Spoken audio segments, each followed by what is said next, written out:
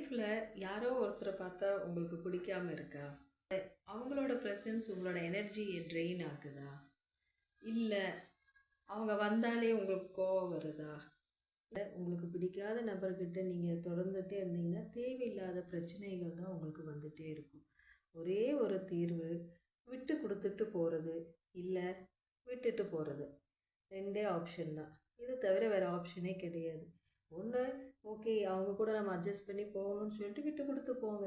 இல்லை என்னால் அப்படியெல்லாம் இருக்க முடியாது அப்படின்னா விட்டுட்டு போயிடுங்க, அவ்வளோதான்.